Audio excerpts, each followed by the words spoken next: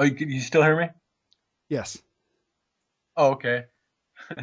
Oh, the one thing I was going to mention, the other guy that the other famous writer that wishes me to draw their story was Dan Fogler, this comedian who he's kind of best known for his stand up and stuff, but he's also been like a voice actor for a lot of like Pixar animations and other animations like Kung Fu Panda and things like that.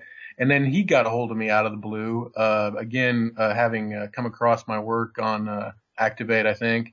And so again, that was just like, I mean, if I were reading a book, let's say, and I was the main character of that book, there was a guy in there who had made sigils and this happened. And as a reader, or if the character in the book, who was me, for instance, ignored that, as a reader, I would be upset. You know what I mean?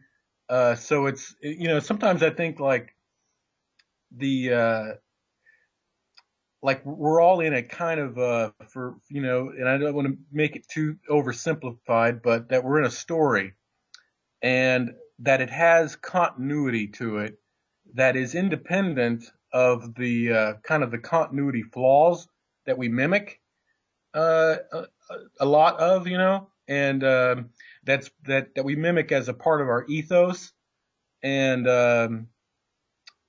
but there is still this continuity that's independent of all the the mistakes that we can make, of all of the because we're kind of just sort of spat out of the womb into a culture that we really didn't have anything to do with, and it's kind of up to us um, to intuit as best we can the sense that is divorced of culture.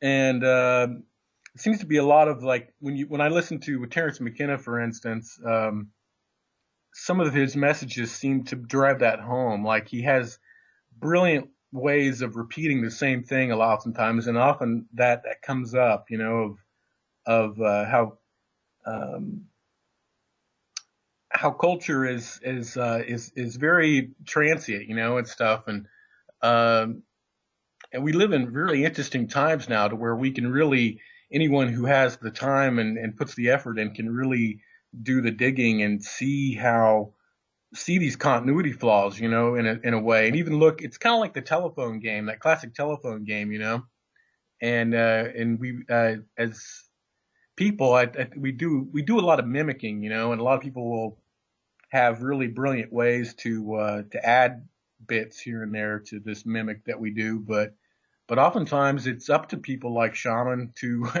to go into these territories that no one else is going into to come up with downloads, for lack of a better way to put it, of stuff that we haven't thought of before. So they're not actually quite mimicking this stuff, and they have new ideas, um, and that shamanism can be it could be uh, expressed in any number of ways. People getting into either the extremes of trance states and uh, different like ayahuasca sessions, or altered states or whatever. But just I think too, just mindfulness, just sitting quiet for enough hours and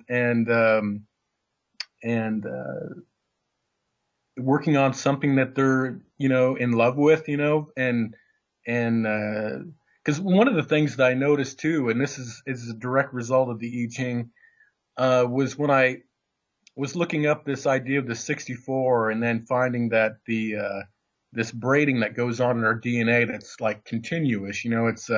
It's not like something that's just fixed, and it just stays that way. There's always braiding. It's constantly braiding. And from the top down view, if you're looking down at it, it's got the geometry of a stained glass window of a church. It's just this 10 pointed arrangement that's just clustered with this geometry, and it winds down and it's braiding constantly. And one of the things I came across, and I don't know if it's exactly true or not, but it resonates with me, is that this continuous braiding that goes on is has a relationship to uh, our emotions, and like as the emotions being the waveform in which that works through and braids with these codons, like if you're having a low vibration, for instance, and it's difficult to describe this without a visual, but that the low vibration is a wide wave, and it's not very, it doesn't dip high or low very far, so it's not hitting as many of these codons. But when you have a higher vibration, it's actually hitting more of these codons as it's braiding continuously. So this idea that when you're following your bliss, whatever that is, whether it be painting or drawing or music or falling in love or whatever it is, that you're actually braiding with more codons and having more symmetry in the overall, uh, you know, stained glass window of your DNA has more symmetry, basically.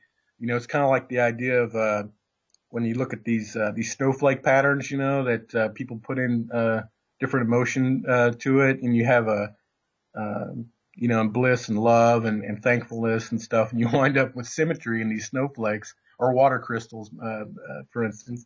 Whereas the anger and rage and stuff, you wind up with less symmetry. Oftentimes, they don't even look like a snowflake or a crystal at all. And and I don't know quite how much truth is in that, because I haven't dug as far into it as would be required by science, but it does resonate with me, and I don't mind following that, because there's these cross harmonies. That's the thing about that I find with the geometries, is that these cross harmonies are macro and micro and all in between, and that they, and whatever it is that's going on, whether this is a simulation or whatever else is going on, that these cross harmonies are primary to what's going on. And it's very something very dreamlike about it. Like, for instance, when you've probably seen the examples of squaring the circle, and how the squared circle relates to the angle of the Pyramid of Giza and so on. Have you seen that? Not recently. It's not fresh in my mind. Well, if you take like a square, for instance, like at any scale, a square is going to be the same at any scale, right? And when you take a square, that's basically what squaring the circle is making a circle that's as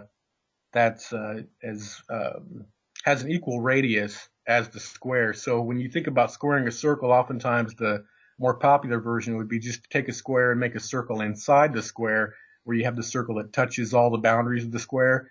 But in that case, the square is actually has a wider radius around than the circle inside.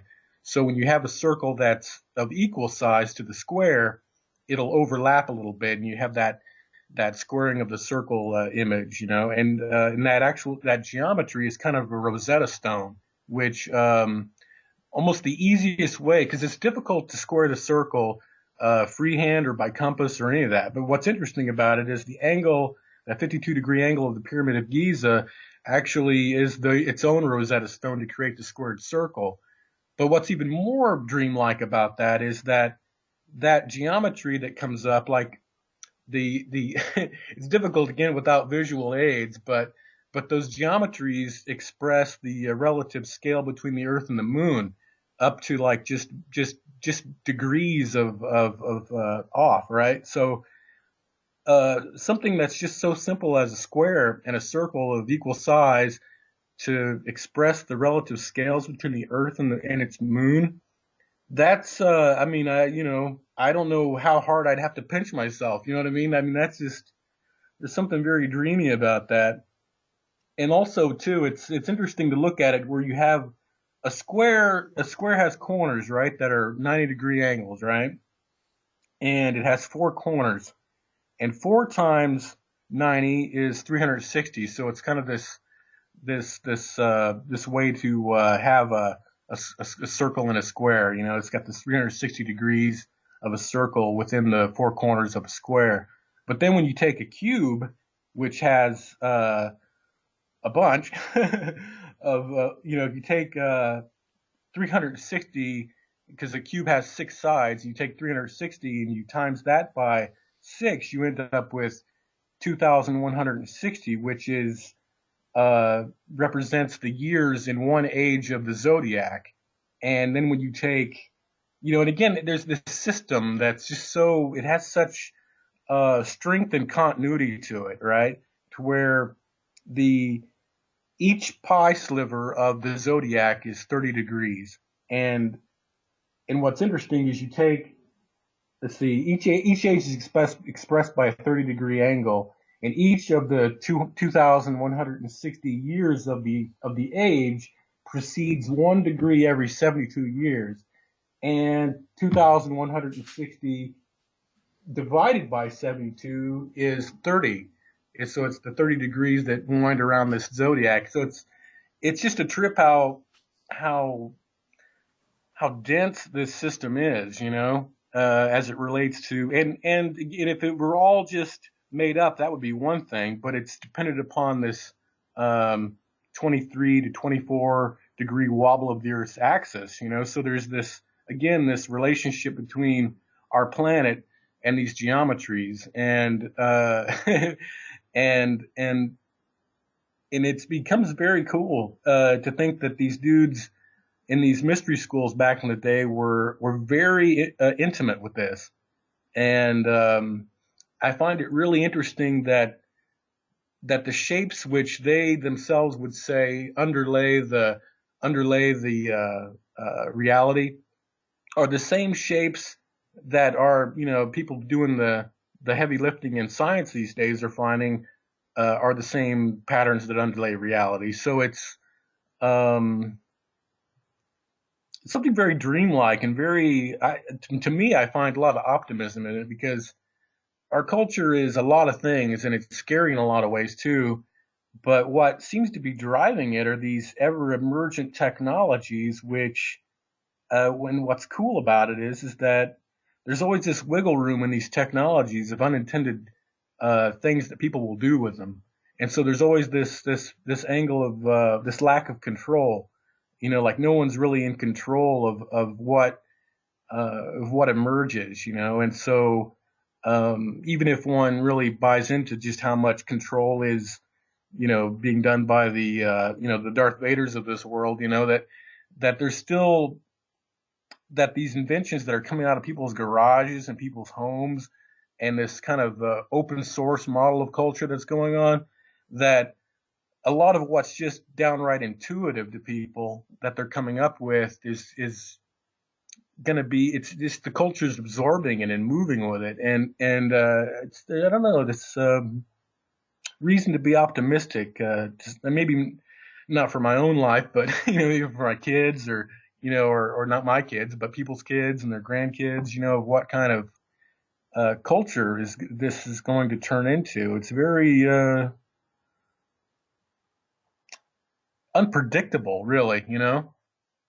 Like people could want to, kind of have brand loyalty to a certain prediction, especially the doom and gloom stuff. Because if we left it up to the authors, best-selling authors, and people that make movies and films and so on that try to project and do their undisciplined shamanic version of what the future is going to be like, I wouldn't leave it up to them to come up with ways that are going to get us out of this. You know what I mean? Like ways to make visual metaphors for a future we want to live in. They don't really seem to have the gas for that. And a part of me, I don't blame them because it's so tough to even know what the next 5 years is going to look like, 10 years or whatever. But I don't know what I'm getting at, other than this vague feeling of optimism about it. I used to be when I was working on that other book, Drockleberry, for instance, I would have been protesting against the future, whereas now I'm more rooting for it, it's a bit different. Well, hey, Andrew, I think we're going to have to wrap it up for now, but I would encourage you to give some thought to fleshing out the notion of continuity errors that we mimic as part of our ethos. That was absolutely captivating to me, although I don't know what it means. So I'll have to ask you to come back and tell me about that in our next conversation. Right on. When do you want to try this again? You know what? Let's just work all that out via email. Okay. Or Facebook. Yeah. But hey, it was Right on, great brother. This has been a lot of getting in fun, touch man. with you. Yeah, Yeah, yeah. The we will Live definitely Journal do it again. alumni. Live Journal lives. It does. I'm going to return to it. I'm going to babble on there a bit, I think. Right on. All Well, right, hey, brother, again, man. Well, have a good night, man. you too. Bye bye. Cheers.